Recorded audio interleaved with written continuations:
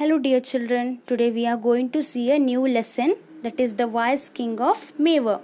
What do you mean by wise? W-I-S-E, wise. Wise means clever. Same like you. Mewar, M-E-W-A-R. Mewar is a name of the place in the south central part of Rajasthan.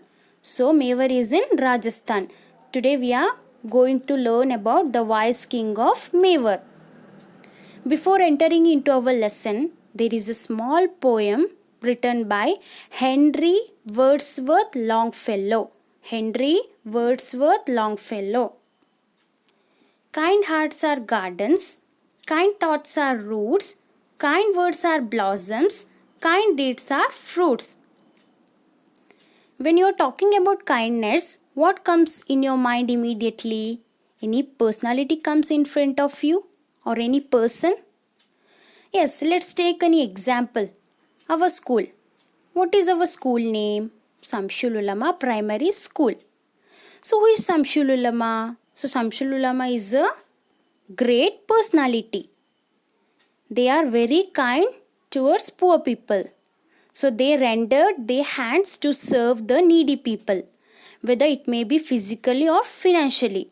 So many charitable trusts are also performing in their names today. There will be a lots of charitable trust in all the religion who holds the hands of the needy people without any difference. So here one more personality, Mother Teresa. She is also very kind. She helped the poor people. She served the needy. In this small poem, poet is telling that people who having kind heart are like garden.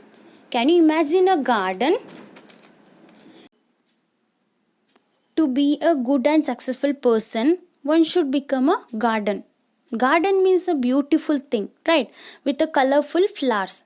Same like the person who is having a kind heart is like a garden, who is having that thoughts of helping others, being good with others, talking a kind words.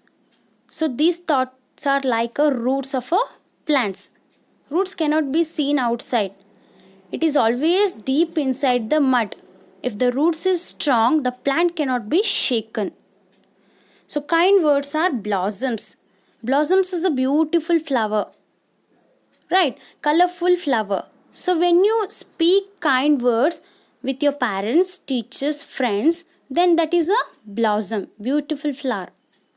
Kind deeds are fruits. When you do these good things in the action, it is a fruit. Fruit is always tasty, right? It gives a good taste. So to be a good heart, one should be a beautiful garden. To have a good thoughts, one should be a strong invisible root. To speak a good words, one should be a sweet like a flower. And finally, when we do these kind things, it should give the taste of fruits. Let's start up with our lesson. The wise king of Mewar. Children, keep your fingers on your textbook. Ranajit Singh was a king of Mewar. He was brave as a lion and he was very kind to the poor. There was one king whose name was Ranajit Singh. What is his name? Ranajit Singh. He was the king of Mewar. And I said initially that Mewar is in the Rajasthan state. Right? This king captured the small villages in the olden days. He was very brave as a lion. You all know lion, right? It is a strong and brave animal. And he was very kind to the poor. This king. He was helping the poor people too. Who? Ranajit Singh. One day he was strolling in his royal garden. His minister and some attendants were with him. Blowing breeze and the singing birds had made him happy. So strolling. What do you mean by strolling? S-T-R-O-L-L-I-N-G. Strolling means walking. Say everybody strolling. S-T-R-O-L-L-I-N-G. Strolling. So strolling means walking. So royal garden means the garden which belongs to the royal people, that is for king or queen. Okay, in the palace there is a garden in the king's court. Okay, it was a garden in the king's palace. In that garden the king was strolling. So if a king comes, then the minister also come along with him. 2-3 minister and also the attendants, soldiers, all these will be there with king. So those who help the king are called attendants. Okay, so there chill breeze and the birds were singing. Have you heard the birds singing in the early morning or in the evening time? It was very nice to hear, relaxing. It gives a freshness to mind and heart, right? So same like here, when the king was strolling, walking in his garden along with his soldiers and attendants, there was a good climate. In that birds were singing, so he was happy to feel that moment. All of a sudden, a stone struck his forehead. Everybody was stunned. Some of the servants hurried in search of those who had thrown the stone.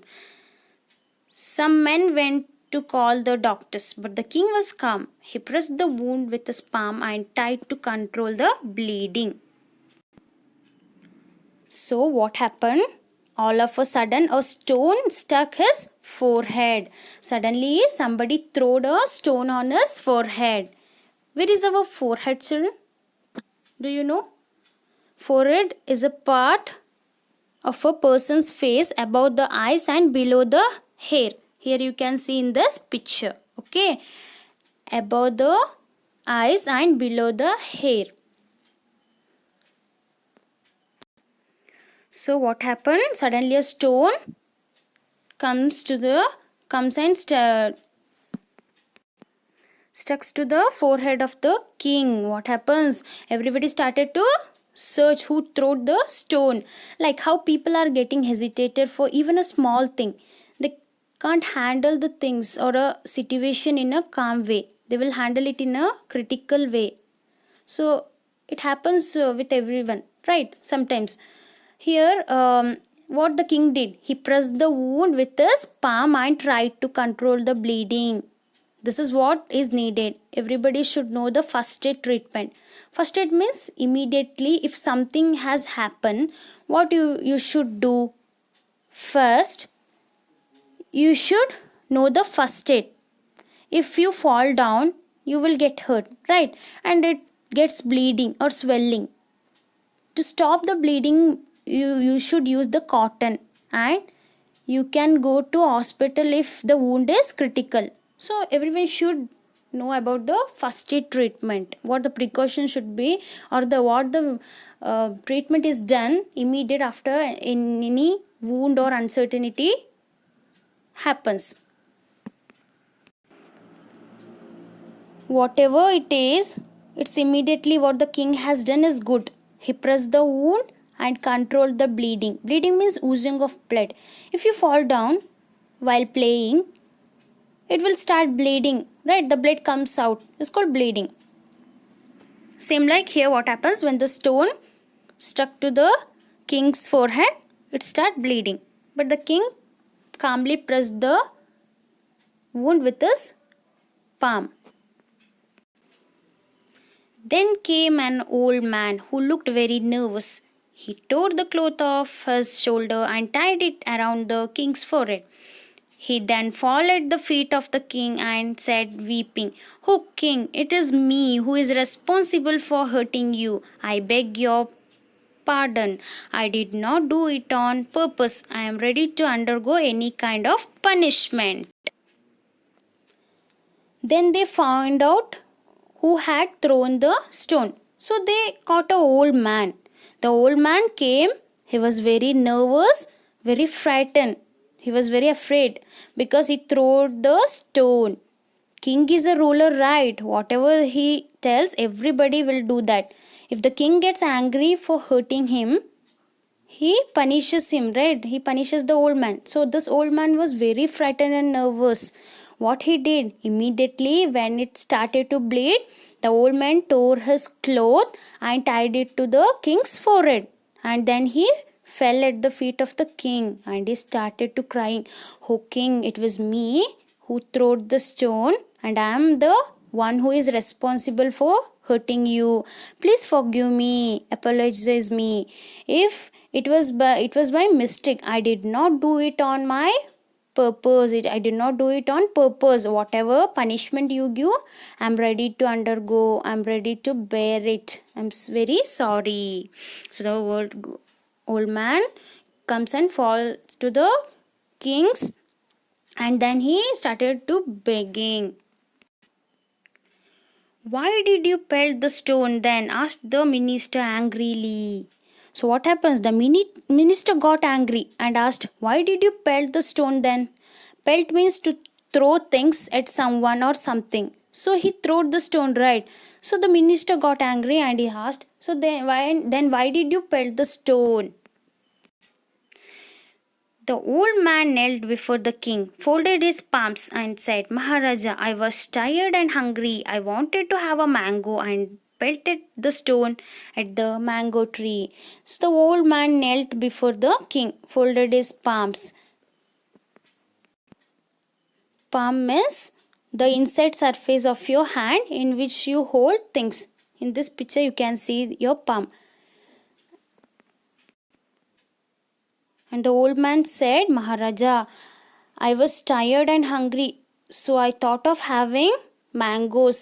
So I pelted the stone at the mangoes, but unfortunately it went and hurt the king's forehead." So the old man start explaining why he threw the stone. He was hungry, so he wanted to have some mangoes, so he pelted the stone. The king bent at him, caught hold of his shoulders, and lifted him up. The king wiped off the tears of the old man with a shawl, then, smiling at him, said, "Don't weep. What you have done is not a crime to be punished." How beautiful and kind the king was, right? He bent and caught hold of his shoulder and lifted him up and told him to stand up.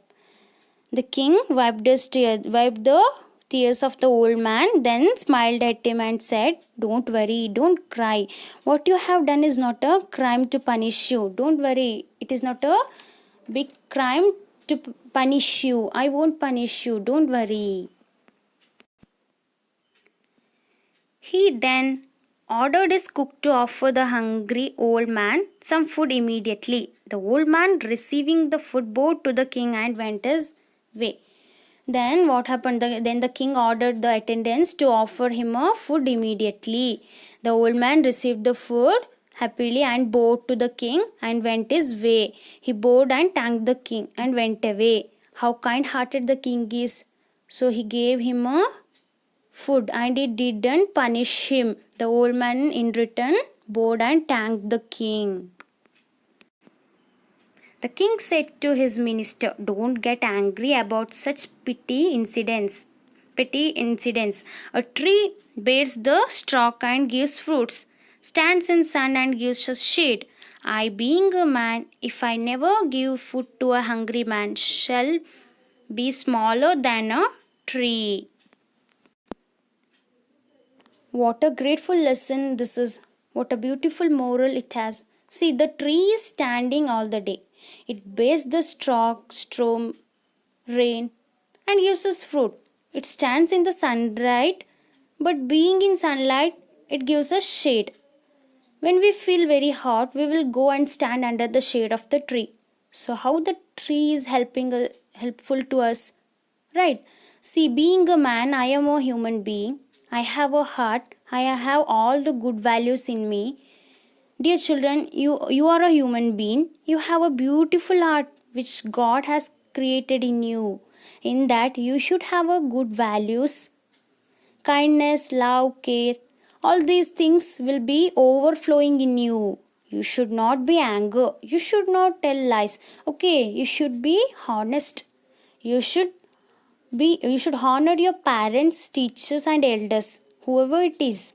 and moreover you should pray to God always. Okay, so the king is telling, if I am not helping this poor hungry man, then I will be the smaller than the tree. Okay, then I will be a man without an compassion, without an kindness. So you should be good. So the minister was ashamed and learnt a lesson. Service to mankind is service to God. So what happens? So this is a big sentence. So everybody likes service to mankind is service to God. See, if you want to see God, help the poor, feed the needy. There you can find the God. Okay. If you help the poor and if you help the people who are in need, God will help you in return. The God tells that if you show mercy on the earth, then I will show mercy upon you. Okay? So be good, be careful, be kind to everyone and help the people who are in need. Help your friends. So here you have another poem, that is kindness. What is kindness? Kindness means helping others, showing mercy on others, caring others. So these are all the symbol of kindness. It takes a big heart and a brave soul to drive someone's trouble away. Everyone promises to offer help tomorrow, but very few can step forward to help today. Those who dare to act right now rather than later know the real meaning of kindness. It is this urge of wanting to make a visible difference is when kindliness actually becomes goodliness. It takes a big heart and a brave soul to drive someone's trouble away. So here one should have a great heart, kind heart and a brave soul to help someone to drive their troubles. So you should have a kind heart and a brave soul to help your friends, to help the needy. Should not leave them alone. So if you get any chance to help the needy, you should have a kind and brave heart and a brave soul to help them, to drive their troubles. Everyone promises to offer help tomorrow, but very few can step forward to help today. So everyone tells, I will help you in your difficulties, I will be there with you, but very few will help you, very few will be with you on your difficult time. So those who dare to act right now rather than later know the real meaning of kindness. So those who help today, those who help you in the needy time, they know the real meaning of kindness. What is kindness? So if your friend, for example, if your friend forgets to bring pencil, eraser, pen, so you should share your pencil with them, you should share your eraser with them, you should share your pen with them. So this is a kindness or a helping hand that you're rendering to your friend. So you should not leave them alone, you should be with them, so you should support them. It is this urge of wanting to make a visible difference is when kindliness actually becomes goodliness. So this is the changes we should make. This is a service. I have said like service to mankind is service to God. So if you help the needy and poor, if you help your friend, you can see the God there. So this is the act of kindness where you show the mercy on people, the God will appear there. Is when kindliness actually becomes goodliness. When you perform the good things, it becomes a, when you perform a kind things, it becomes a goodness in you.